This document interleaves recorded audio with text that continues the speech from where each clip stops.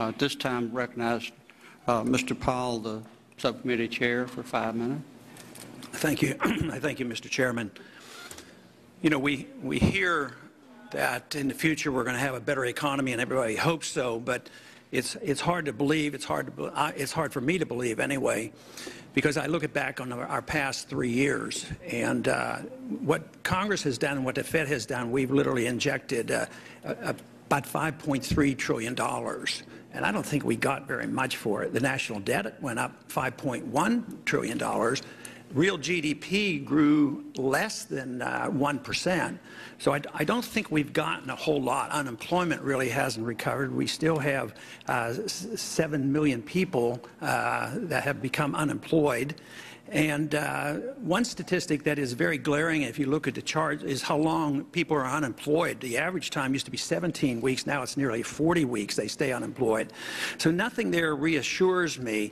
And also, when we talk about prices, we're always reassured there's not all that much inflation, and we're told that they might start calculating inflation differently with a new CPI. Of course, we changed our CPI a few years back. There's still a free market group that calculates the CPI the old-fashioned way, and they come up with a figure, in spite of all this weak economy, that prices have gone up 35%, 9.4% every year. And I think if you just went out and talked to the average housewife, she'd probably believe the 9% rather than saying it's only 2%. So I would say what we've been doing isn't very reassuring with all this money expenditure. But my question is related to the overall policy. Spending all this money hasn't helped, and yet many allies that would endorse so much of what's been going on, whether it's the Fed or the Congress, they recognize that consumer spending is very, very important, and they concentrate on that. But the $5.1 trillion didn't go to the consumers. It went to buying bad assets. It went to bailing out banks. It went to bailing out big companies. And lo and behold, the consumer didn't end up getting this. They lost their job, and they lost their houses and mortgages, and they're still in trouble. But my question is, if you took that $5.1 trillion and said that consumer spending is good, you could have given every single person in this country $17,000.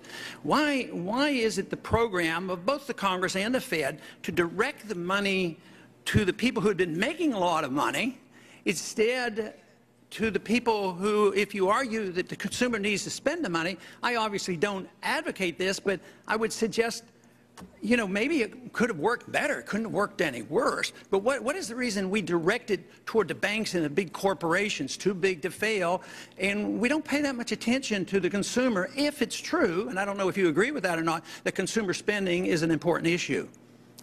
Well, it is an important issue, Congressman, but you're mistaken in saying that the Federal Reserve has spent any money. You say $5 trillion. We have lent money. We have purchased securities. That's not buying, that's not dissipating, you know, the money. We've gotten all the money back. As an article over the weekend by Alan Sloan showed, in fact, the Fed has been a major profit center for the U.S. government. We've turned over profits in the last 2 years of $125 billion. So we are not costing any money in terms of budget deficits or anything like that. In terms of what we were trying to do, of course, the reason the Federal Reserve was founded a century ago was to try to address the problems arising from financial panics, which did, by the way, occur in an unregulated environment in the 19th century. We provided liquidity and short-term loans to help financial systems stabilize. We did that not because we particularly care about the managers or the shareholders of financial firms. I hate to interrupt, but my time is about up. But I would like to suggest that you say it's not spending money. Well, it's money out of thin air. You put it into the market and you hold assets, and the assets aren't, you know, they are diminishing in value when you buy up bad assets. But very quickly, if you could answer another question, because I'm curious about this. You know, the price of gold today is $1,580. The dollar during these last 3 years was devalued almost 50%. When you wake up in the morning, do you care about the price of gold? Well, I pay attention to the price of gold, but I think it reflects a lot of things. It reflects global uncertainties. I think the reason people hold gold is as a protection against what we call tail risk, really, really bad outcomes. And to the extent that the last few years have made people more worried about the potential of a major crisis, then they have gold as a protection. Do you think gold is money? No. It's not money. Even if it had been money for 6,000 years, somebody reversed that and eliminated that economic law. Well, it's an asset. I mean, it's the same. Would you say Treasury bills are money? I don't think they're money either, but they're a financial asset. Why do central banks hold it? Well, it's a form of reserves. Why don't they hold diamonds? Well, it's tradition, long-term tradition. Some people still think it's money. I yield back. My time is up. Thank you.